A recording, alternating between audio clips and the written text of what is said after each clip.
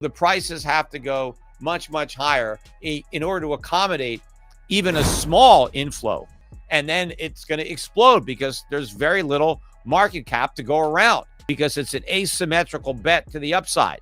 The upside potential in gold stocks so dwarfs the downside risk that it's a bet that you have to make. And it's a smart bet. And then Wall Street's going to say, you know what, maybe we should actually put a buy rating on one of these gold stocks. Maybe we should, recommend that somebody buy it. I mean, right now, nobody's talking about it, but they're just going to be so cheap. And these companies are going to be minting money, right? They're literally gold mines, and they are going to be buying back their own stock hand over fist. And you know what they're going to be doing? They're going to be buying back their own stock instead of looking for new gold mines. So we're not going to get a big increase in supply. And when they're finished buying up their own stock, they're going to be using their stock as currency to buy up other stocks. It's going to be a huge consolidation in the industry. And then eventually, the public's going to wake up. Investors are going to want in on this. In today's news recap, South Korea's mint halts gold bar sales as supply tightens. South Korea's mint has temporarily suspended sales of gold bars, adding to signs of widespread tightness across markets for physical precious metals. The Korea Minting and Security Printing Corp said it's facing problems with sourcing supply and managing demand, and that it will try and resume sales as soon as possible, according to a notice on its website. The move comes as traders worldwide rush to deliver bullion to the U.S. ahead of potential tariffs on the metal. Prices for gold on New York's COMEX have surged above international benchmarks, resulting in unprecedented tightness and record outflows from London vaults. The precious metal has made fresh highs in 2025 as growing trepidation surrounding U.S. President Donald Trump's disruptive tariff announcements drives demand for haven assets.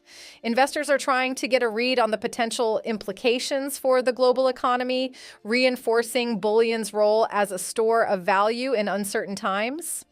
Now we'll show you the best clips of the latest interview. Don't forget to like, subscribe, and turn on notifications so you do not miss out our daily recaps. And check goldsilverstacks.com to get your Stacker's Handbook, the ultimate guide to stack gold and silver, packed with strategies to trade the gold-silver ratio and get more ounces and build wealth over time, so you don't have to rely on market commentators to make your investment decisions. Enjoy the episode. They should be, oh my God, we totally got inflation wrong. We really screwed up with these rate cuts. We need to take all 100 basis points back. In fact, we need to go up 100. We need 200 basis point right now, right? We need to quickly go to where we should be before this really gets out of hand, right? But of course, they're not going to do that. But the fact that they're not hiking rates, that is the problem. Because with inflation rising every month, that means real rates are falling. And that is bearish for the dollar, but it's ultra bearish for gold. And gold had the best reversal. So when the news came out, gold was already down about 15 or 20 bucks coming into the numbers. Because I think maybe there was some fear already in the gold market that we would have worse than expected inflation. So people were kind of getting ready for it. And then when the number came out confirming that fear, gold went down immediately about like 40 bucks. Right? Silver also went down. It wasn't as weak as you might have thought, but it was down, 20 something cents, something like that. And then gold started to rally back, and it actually closed positive $5 or $6 on the day. It closed about around 2,905-ish, around there. Now, by the way, on Monday night, and I didn't do a podcast Monday, but I did an X Spaces on Monday, and I talked about this. And on Monday night, gold hit a new record high just above 2,940. And we reversed. And I think today's low was around 2,865, just above there. We may never see that number again. That may be the low. I think gold's going up from here. This was a nice day technically. We took out yesterday's low and closed positive. We didn't take out yesterday's high in gold. But the fact that gold shrugged off this hotter than expected inflation news, because months and months ago, CPI report like this would have sent gold down for the count that day. It would have gone down 40 or 50 bucks or 60 bucks, and it wouldn't have recovered, would have closed near the lows. The markets are waking up to this reality that bad news on inflation is actually good news for gold. Right? And eventually we're going to have huge rallies. Gold's going to be up $50, $100 when we get bad inflation news, because it just confirms why you need to own gold, because inflation is running out of control and the Fed's not doing anything about it. In today's news recap, China to start trial for insurers to invest in gold. China's National Financial Regulatory Administration revealed on Friday the initiation of a trial program aimed at integrating insurance funds into gold investments. As per the organization, this initiative, named the Pilot Program of Insurance Funds Investing in Gold, is designed to broaden the channels for the use of insurance funds, optimize the insurance asset allocation structure, and promote insurance companies to improve their asset liability management level. Additionally, the agency stated that it will diligently monitor the advancement of this pilot, reinforce regulatory oversight, and foster the growth of insurance funds investing in the yellow metal. What do you think of this? Is the master plan being revealed in front of us and no one is paying attention? Before we show you more clips, smash the subscribe button and check out our huge discount on NordVPN, the fastest and most reliable VPN on the market. This VPN service is a perfect fit for smart stackers who want their privacy protected and don't want their data compromised by prying eyes. For less than the price of a cup of coffee, secure your internet access and get 3 free months with our promo. Believe me, the only problem you'll ever have is that you didn't get it 6 months ago. Let's get back into the episode. But more than gold is the gold mining stocks. Now, gold mining stocks had a great day today because they took out yesterday's low, and then not only took out yesterday's high, but they closed above yesterday's high. The GDX was up 1.7%, GDXJ up 1.72 as well. But both of them closed above yesterday's high.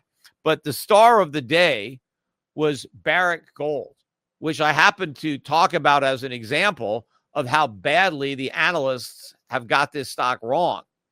And I was saying that we were going to start to get the earnings coming out, and I expected a lot of gold companies to come out with better than expected earnings. And that is exactly what happened with Barrick. Barrick beat on earnings considerably, and they canceled their old stock buyback and announced a new $1 billion stock buyback. And I think what's also very significant about the Barrick earnings is the realized gold price. So they ended up getting a realized gold price of about $2,650 last quarter. And that was well above the 1,986 that they realized in the same quarter a year ago. So a huge increase in the gold price year over year. And that's why they had a big earnings beat. But look at where gold is now. It's already at 2,900. It's already, almost $300 higher than the price they got for the gold they sold last quarter. So the earnings are going to be even better this quarter. And so this could be a wake-up call to Wall Street, a few more of these numbers. Now, we got Kinross that came out after the close, and somehow they managed to miss their earnings. They were supposed to earn 25 cents on the quarter, and they only earned 20 cents. Now, the same quarter last year, they earned 11 cents. So they still almost doubled their earnings in a year, which is a fantastic earnings growth. But for some reason, and I'm not sure all the details, I haven't looked through it all, they missed.